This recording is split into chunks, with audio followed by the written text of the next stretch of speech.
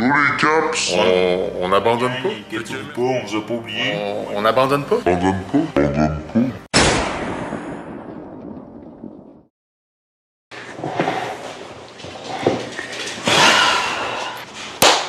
On vous a pas oublié. Ce n'est pas fini. C'est quand la dernière fois, es-tu capable de sortir la date? La dernière vidéo? Ouais, je peux pull out la dernière vidéo. 9 mois plus tard, on n'a pas abandonné Warhammer. On est encore dans le hobby. Plus que jamais, même, en tout cas. On a perdu ça à la tête. Ça prend du temps pas mal. Et Chris, oui. Fait que juste pour être clair, c'est pas la vidéo qu'on va vous faire notre game Warhammer, on est encore en formation. C'est ça le terme, en fait. On est en train de se faire éduquer à Warhammer par le professeur Mathieu. Shout-out à professeur Mathieu et le coach Blue. D'ailleurs, shout-out à l'imaginaire. Pour vrai, le monde qui travaille là, c'est exceptionnel. Si vous voulez commencer à débuter le jeu, si vous voulez commencer le jeu, puis vous savez pas quelle faction vous pourriez aimer, quelle que vous avez besoin pour vos unités, ils sont magnifiques, ils sont excellents. Ils sont vraiment spécialisés, ils sont fins. Nous autres, c'est le même qu'on a commencé, on s'est juste pointé là-bas, on a parlé avec le monde un peu qui travaillait là, puis on s'est fait conseiller. Puis vraiment, ils font pas partie des magasins qui te poussent à te vendre un produit, même si c'est pas un produit qui est nécessaire. Là. Puis le but de cette vidéo-là, c'est juste de vous dire qu'on vous a pas oublié. On va faire la game Warhammer en vidéo, mais on attend de bien connaître notre armée, bien connaître le jeu, même si on s'entend que ça sera sûrement pas parfait, mais... Ça s'en vient, on commence à connaître nos armées. Le but de la vidéo aussi, c'est un peu de dire qu'est-ce qui vaut la peine d'être acheté quand on commence à Warhammer, puis qu'est-ce qui est une bonne crosse. Ouais, il y a beaucoup de dépenses inutiles dans le hobby, des affaires qui sont... Si tu checkes en ligne, là, on se commence, ça te prend ça, ça te prend ça. Fait que nous autres, on les a achetés, puis finalement, il y a bien des affaires que tu peux t'en passer. Parce qu'on l'a vécu nous autres même à rentrer dans le lobby de Warhammer, puis qu'est-ce que tu as de besoin pour faire tes premières games, qu'est-ce que tu n'as pas nécessairement de besoin, qu'est-ce qui est cool à avoir, mais qui n'est pas un must, puis qu'est-ce qui est vraiment un must à avoir, même si ça peut coûter cher. Je parlais principalement du Warhammer 40 000, les games à 1000 points, 2000 points, 3000 points, qui est comme celui-là un peu plus... populaire, connu, qui est vraiment, t'as ton armée, tu joues contre un autre joueur sur une grosse map, un gros terrain.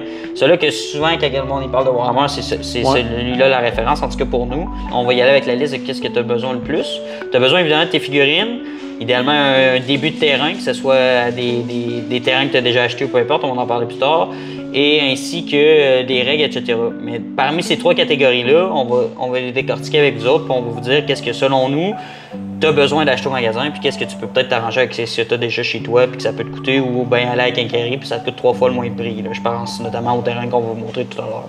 Fait que dans les affaires que tu n'as pas besoin d'acheter, première affaire, le core book, ça sert à rien. T'as pas besoin de ça.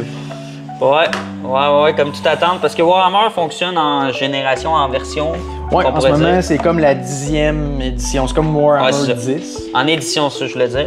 Fait que nous, on a commencé sur la 10e édition, puis avant ça, j'ose imaginer qu'il y en a 9, 8, 7, bref, jusqu'à 1. Puis au début, c'était compliqué à comprendre qu'est-ce qui est utile ou pas. C'est en gros, ce qu'on a compris avec le temps, c'est que Warhammer, Game Workshop sort une nouvelle édition de Warhammer 40 000 à peu près aux 3-4 ans, ce qu'on s'est fait dire. Ouais, à peu près. Puis, en fait, le livre que Félix vient de nous montrer, c'est tout simplement les règles de cette 10e édition-là. Même si, mettons qu'il sortirait la 11e édition dans le mois prochain, c'est pas vrai, je sais pas c'est quand, là, mais même s'il sortirait la 11e édition, tu peux quand même jouer à la 10e pareil, t'es pas bloqué, t'as pas besoin de racheter des figurines, etc. Est-ce qu'on a compris? Fait que, ce qu'on avait acheté, parce que j'avais acheté, c'était le Core Book qui explique toutes les règles, parce que les règles peuvent changer d'édition en édition. Tu vas avoir certaines règles qui vont être différentes, même si la base du jeu semble rester pareille. Puis le Core Book, lui, qu'est-ce qu'il explique? C'est les règles de la 10e édition. Est-ce que tu en as vraiment besoin? Pour être franc, Félix a dit non, c'est 70$. Je pense que c'est 70$. C'est 70$ plus taxes, là, ouais.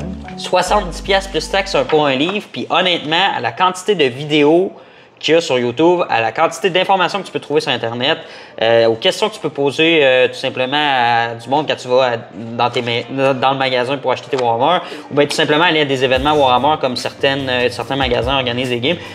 Tu n'as pas besoin de ton core book, tu vas te faire expliquer les règles ou bien tu vas voir sur YouTube. Je veux dire, qui va lire? Regardez bien ça. OK, ça c'est le livre fermé, OK? Ce que je tiens dans mes mains en ce moment, c'est les règles, OK? Ça, là, c'est les règles du jeu. Tout ça, là, c'est du lore, des belles images, puis des photos. C'est fuck all, là. T'as 20 pages que t'as besoin dans le livre, puis ces 20 pages-là, comme Jay vient de le dire, tu peux les trouver en ligne, genre. Puis honnêtement, je l'ai acheté le livre parce que je trouvais ça cool, je trouvais ça le fun à un peu collectionner. Sauf que c'est 70$ qui était pas nécessaire pour commencer le jeu. Je vais être honnête avec vous autres, j'ai pas lu une page. Il y a pas une page que j'ai lu. Soit je me l'ai fait expliquer le jeu par des amis, par du monde de l'imaginaire, ou bien en ligne, tout simplement. Sauvez votre argent, n'achetez pas un core book ou whatever. Ouais, exact. Puis allez directement sur des figurines. Deuxième affaire qui sert à rien. Le codex de ta faction. Parce que oui, tu viens de dépenser, mettons, 70$ dans un livre avec des règlements, puis tu te dis, ben parfait, j'ai juste besoin de ça pour jouer. Non. Si toi tu joues les Space Marines, il faut que tu achètes un autre livre à comme 60$ qui est juste spécifique pour tes Space Marines, pour ton armée, avec les règles de ton armée, les règles de ta faction.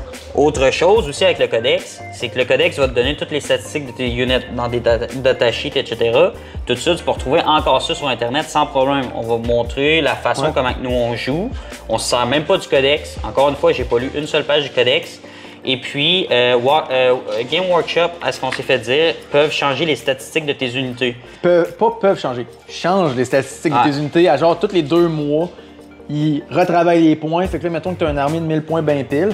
Ça se peut que le mois prochain, Chris, je suis rendu à 1100 points. Ou je suis rendu à 940 points. Puis ça, ils font ça pour des questions de rebalancement. On s'entend-tu que quand tu as un livre imprimé, ben le livre ne change pas. Fait que même si tu achètes le livre, moi je l'ai acheté l'hiver passé, ben probablement que le livre est déjà désuet. J'ai même pas checké, je me sers d'un site qu'on va vous montrer tout à l'heure, mais probablement désuet pour certaines de mes unités. Fait que c'est cool à collectionner et c'est non utile pour jouer, selon moi. Troisième affaire, cette fois-là semi-utile, un deck de missions. Le jeu se passe avec des missions, des objectifs. Je sais pas si on le voit bien. On le voit bien, je pense. Oui, c'est utile parce que... Ben, en fait, c'est même très utile. Techniquement, tu peux pas jouer si t'as pas ça. Ouais. Sauf que, encore là, ça fonctionne en chapter. On sait pas trop encore trop c'est quoi, mais depuis qu'on l'a acheté, on sait qu'il y en a un nouveau qui est sorti. Okay? Nous, on joue avec le plus récent. Puis on est encore en train de se demander, est-ce qu'on peut les trouver sur Internet à place? Non, on peut pas les trouver sur Internet. Alors, en gros, là, pour vous faire simple, c'est comme ça vous donne votre mission principale pour le jeu. Ça vous explique où est-ce que vous devez placer, on vous l'a montré, là, où est-ce que vous devez placer les objectifs, où est-ce que les 2 joueurs placent leurs unités, etc. Fait que c'est super utile, sauf que c'est quand même 50$ que faut, comme tu rachètes si tu vas être à jour. Selon moi, ce qui est utile là-dedans, c'est le deck de missions secondaires. Les missions secondaires, en fait, t'as les missions principales là, qui est comme pas les missions principales, là, mais t'as comme ta map avec tes objectifs, tes zones de déploiement. Ça, pour vrai, je suis pas mal sûr, tu peux te l'inventer ou te le trouver en ligne. Ce qui est plus touché, c'est les missions secondaires puis les missions principales, qui est comme des objectifs d'action que tu dois accomplir pendant ta game. Probablement que tu peux le trouver en ligne, mais c'est sûr que c'est le fun d'avoir juste un deck puis tu peux les piger. Fait que c'est ça. Fait que ça, c'est pas mal tout ce qui est règles, niveau règlement, etc. Maintenant, passant en plus le concret, évidemment, où est-ce que vous allez mettre le plus d'argent, c'est vos figurines. Vos figurines, le meilleur conseil qu'on peut vous donner, c'est aller au magasin puis demander ce qui serait utile pour vous en fonction de ce que vous avez le goût de jouer. Honnêtement, moi puis Félix, on est allé un peu au pif, on est allé avec qu'est-ce qui est le plus beau. Est-ce que c'est bon?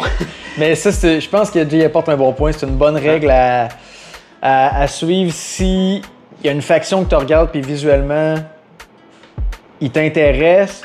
Tes figurines, tu vas passer des dizaines et des centaines d'heures à les découper, les assembler, les peinturer, tout. Si t'es trop laide puis pas intéressante, tu vas les acheter, tu vas les laisser dans la boîte puis tu les feras pas. Et juste tu joueras jamais. En fait, juste pour être méta, c'est comme... Ouais, c'est ça. Tu trouves quelque chose qui t'intéresse, que tu trouves cool, qui va te donner envie de peinturer, d'assembler puis de jouer. Puis même si c'est pas l'armée qui, dans méta, c'est la plus puissante, on s'en fout. Tu peux quand même réussir à te faire une bonne équipe, une bonne armée puis avoir fucking du fun. Tu sais, au final, joue ce que ça te tente, joue qu'est-ce que tu trouves beau, qu'est-ce que tu trouves hot niveau visuel. C'est le même qu'on est allé, puis après ça, figure out de quoi de bon. Par contre, ce qui est utile pour vous, c'est que pour composer une armée, on en parle, c'est que ça fonctionne en système de points. Pour savoir, OK, mes unités, mon unité vaut combien de points, ben c'est où est-ce que tu le vois? Parce qu'on vous a dit que le codex, il servait à rien. Ben c'est là-dessus qu'on va s'embarquer. Il existe certaines applications gratuites sur les téléphones, etc., qui est vraiment pratique pour savoir, OK, si je veux acheter telle unité, ça équivaut à combien de points? pour atteindre ma limite de moi puis Félix, on joue en 1000 points maximum. Fait que, en gros, tu peux trouver toutes les infos pour monter ton armée en ligne. Nous autres, comment on a procédé? Honnêtement, on s'est juste pointé à l'imaginaire. On a dit, OK, j'aime cette unité-là, celle-là, puis celle-là, je les trouve cool. On a acheté ça, on les a assemblés. On a regardé un peu les stats en ligne, on les a notés. On est juste retourné à l'imaginaire. Après, on a dit, OK, j'ai ces 3 unités-là que je trouve vraiment cool, fait que je les ai achetées. Qu'est-ce que toi, tu me conseillerais pour compléter mon armée? Mais au début, on est vraiment allé avec qu'est-ce qu'on trouve beau, qu'est-ce qu'on trouve nice pour starter notre jeu, là, tu sais. Maintenant, tu veux savoir combien de points que ça fait, puis il te manque combien de points pour atteindre ton maximum que tu as besoin pour jouer. Il y a 2 applications principales, sauf que les 2 ont leurs avantages et leurs défauts. Pour être franc, c'est une bonne base pour builder tes armées, faire ton army list, là, qui est comme une liste de toutes les unités que tu as besoin. Puis ça te montre aussi combien de points ça vaut, etc., etc. Fait que la première, c'est une application qui s'appelle New Recruit. Tu peux trouver là, sur les stores en ligne, c'est gratuit.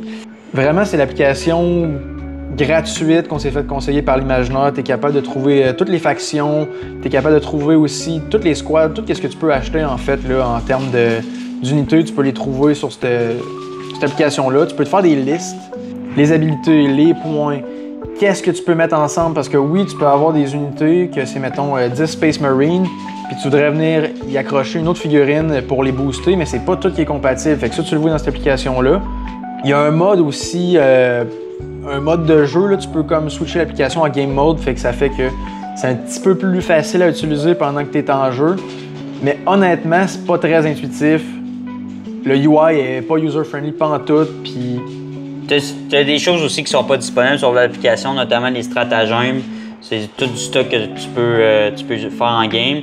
Puis si tu les veux, ben c'est pas dans la version de base. Faut que tu payes par mois, par année, limite. C'est quand même assez dispendieux. Fait que c'est parfait pour se builder son armée. Ouais. Pour savoir, OK, telle unité vaut combien de points. Fait que nous, on s'en sert quand on veut se faire une armée ou avant le début d'une game, si on veut faire des ajustements à notre armée qu'on veut jouer ce soir.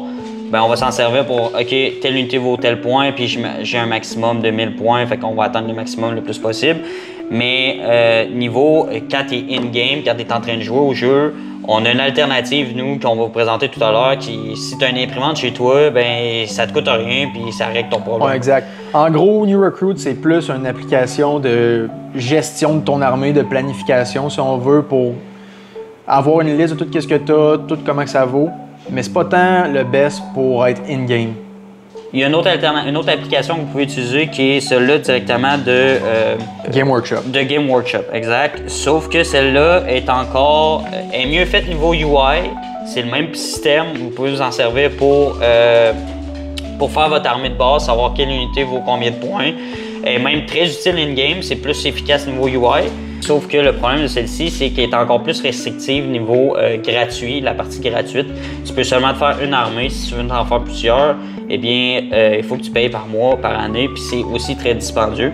Sauf que l'interface est vraiment mieux pour du monde qui sont un peu plus précises comme moi. Fait que nous autres, l'alternative qu'on a trouvée en fait là, pour pallier aux applications qui ne nous satisfaisaient pas ou qui coûtaient cher, entre guillemets, c'est qu'il y a un site en ligne, là, je me souviens plus exactement du nom, l'adresse, elle va s'afficher ici. C'est gratuit aussi. C'est gratuit. Sur ce site-là, en fait, tu peux te faire des cartons avec les blocs de statistiques, avec les stratagèmes, les habilités. C'est pas tout le nécessaire pour faire une game, en fait. Tout ce qui est dans le codex, tu peux l'avoir sur cette application-là, à jour, gratuitement, puis sous forme de carte. Fait que t'as pas besoin d'avoir ton gros livre pendant que tu joues puis de feuilleter, tu peux juste avoir tes cartes. Puis c'est complètement customisable aussi. Fait que si, advenant le cas qu'ils font des ajustements ou des balancements sur les unités, c'est pas encore mis à jour sur, mettons, New Recruit, ce qui me surprendrait, ça doit être assez rapide. Mais mettons que ça n'est pas encore à jour sur le site web pour faire ces cartes-là, tu peux le faire manuellement aussi. Puis c'est très, très, très efficace. L'interface va très bien, etc. Ouais. Pour vrai, je pense que ça m'a pris peut-être une demi-heure faire mon armée de 1000 points au complet. Quand que je rajoute une unité, ça me prend 5 minutes, je vais imprimer un carton. Puis le plus long, c'est de la plastifier. Fait que vraiment, pour pallier aux désavantages des applications qui demandent un paiement, nous, ce qu'on fait, c'est qu'on va sur ce site-là, on fait des cartes comme que Félix il parle, et tout simplement, on a chacune de nos unités avec les cartes et tout ce qu'on a besoin de savoir.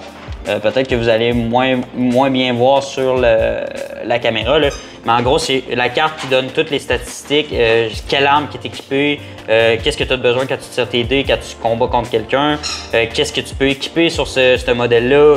Bref, vraiment tout le nécessaire, tout ce que tu aurais dedans l'application, mais derrière le paywall, ben là, tu l'as gratuitement directement sur le site.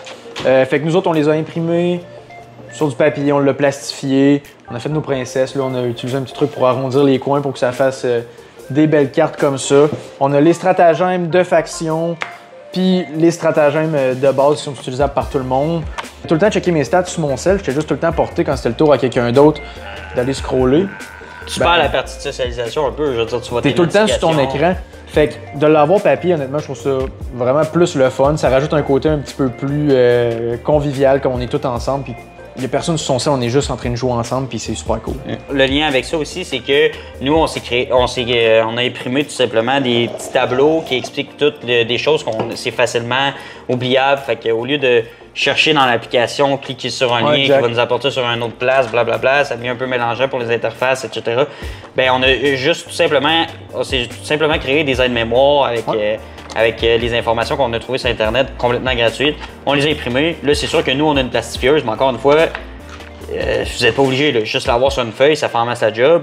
Puis en plus de ça, ben nous, en les ayant plastifiés, c'est que tu peux te faire des notes aussi avec un marqueur de whiteboard, là, un marqueur effaçable.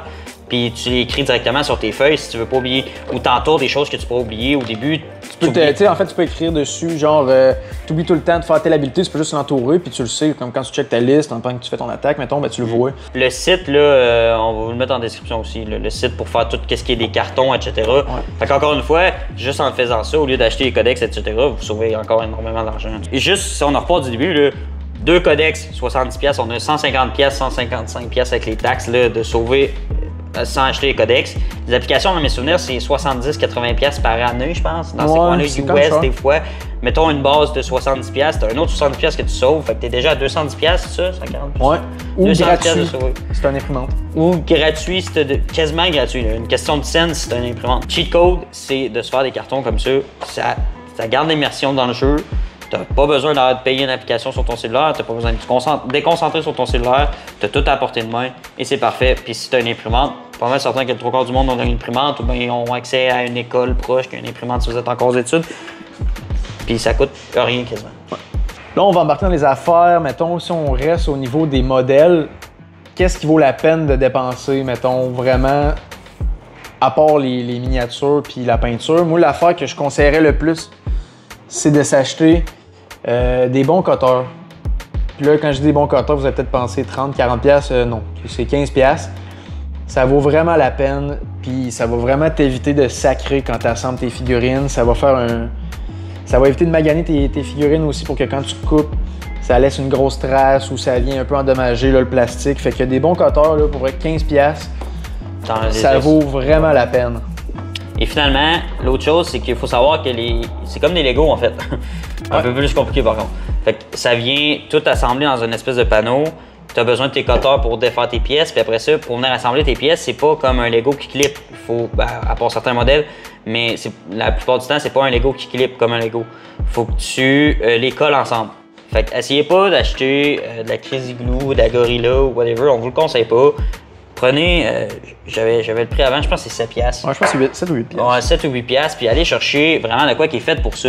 Moi, une bonne marque, Félix, c'est une bonne marque qu'on utilise, c'est celle-ci. Elle se trouve à l'Imaginaire. C'est la même que j'ai depuis le début. Je suis rendu avec 2 armures maintenant. Ça va très bien. Ça colle tes pièces quasiment instantanément.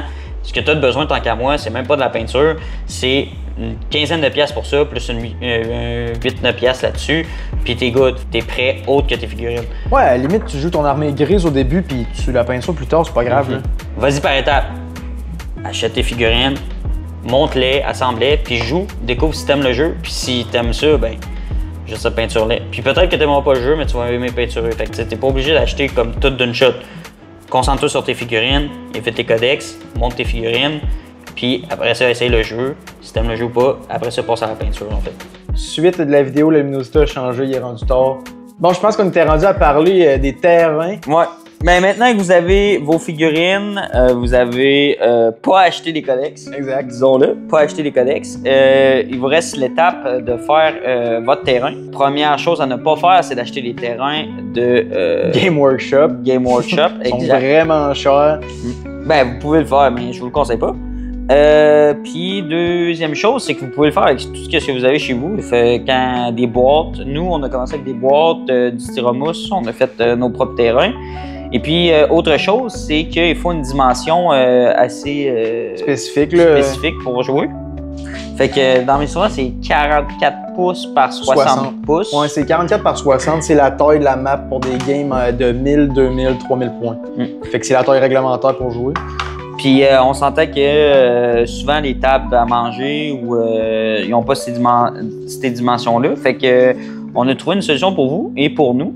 On est allé dans une quincaillerie acheter des planches de bois qu'on a découpées, trois planches de bois qu'on a découpées de la bonne dimension qu'il fallait qu'on les assemble ensemble. Puis on fait juste déposer notre tapis, puis on accote ça sur une table en plastique du Costco, là, une quarantaine de pièces la table. Là. Puis ça fait exactement la bonne dimension. La table. Mettons que tu n'as pas d'outils chez vous, là, tu peux le faire couper direct là-bas. Là, nous autres, on est allé au Rona, fait que ça t'évite d'acheter d'autres outils. Puis il y avait des genres de sacs à poubelle de construction en genre de toile, fait qu'on a acheté. 2 pièces chaque. 2 pièces chaque, on les a brochés puis tapés en dessous pour protéger notre table pour pas que le bois il frotte direct sur la table. Ouais. Puis en bonus, avec les roteurs, on était capable d'avoir une planche aussi pour faire une map de Combat Patrols ou bien 2 maps de Kill Team. Puis pour vrai, je vous conseille de la couper en 3 parce que sinon, rentrer ça dans un char, mettons, ou bien le ranger, c'est vraiment de la merde. C'est quand même gros, là, ça se transporte mal. Fait qu'en le mettant en 3, ça se transporte vraiment mieux. Pour les terrains, ben nous autres, on les a fait au début avec des roteurs de carton qu'on avait assemblés, du styromousse qu'on graffinait ou peu importe. On les a primés, puis on pouvait jouer avec ça sans problème. Là, des petites pièces électroniques qui nous restaient à la maison, whatever, qu'on plantait, puis bref. Fait qu'on s'arrangeait avec ça. Mais on vous avouerait que le vrai cheat code, c'est de l'impression 3D. Oh, et c'est vraiment le meilleur truc pour avoir des terrains de qualité, puis quelque chose de pas trop beau, cher. pour pas trop cher. Si vous en avez pas, bon, c'est sûr que c'est un investissement, puis c'est du taponnage, c'est pas rare qu'il y a l'impression à chier. Ouais. Mais si vous connaissez quelqu'un peut-être qui en a une, ça nous a coûté, mettons, pour tout le terrain qu'on a, ça a coûté combien déjà en filament? 2 bobines à 25$ chaque. 2-3 bobines à 25$ chaque. Fait qu'entre 50 et 75$ total. Là. Elle imprime encore actuellement. Fait que... Un terrain, un bâtiment de Game Workshop, là, la marque officielle, ça coûte ça genre 75-80$, puis t'as un bâtiment. Pour faire des vrais games intéressantes, entre 5 et 8 bâtiments peut-être. Ouais. Puis nous autres, à ce prix-là, il faut savoir qu'on est principalement 4 à jouer. Fait qu'on a 2 terrains qui est tout le temps... 2 maps, en fait, qui est tout le temps en train d'être utilisés. Fait que, tu sais, pour 50-75$, on est capable de faire 2 grosses maps. Là. On s'entend que ça vaut la peine. En splittant les coûts, ça coûte pas cher. La seule chose qu'il nous reste à faire, puis c'est de bonne qualité, c'est de très bonne qualité. Là. Fait que la seule chose qu'il nous reste à faire, c'est éventuellement on va les peinturer, etc. Puis... Mais on peut déjà jouer. Ouais, fait que les terrains de Game Workshop, c'est vraiment trop cher. Ouais, fait que ça fait pas mal le tour, en souhaitant que ce soit plus clair pour le monde qui veut débuter. Ça ressemble à ça, commencer à Warhammer, les essentiels. Merci d'avoir écouté la vidéo. On se retrouve bientôt pour une game qu'on va filmer puis qu'on va poster là, prochainement. Là. Puis c'est ça, on s'en va se coucher. Nous autres, demain, on va au village des sports. Fait qu'il faut qu'on soit en forme pour aller à la piscine à vagues. Bye!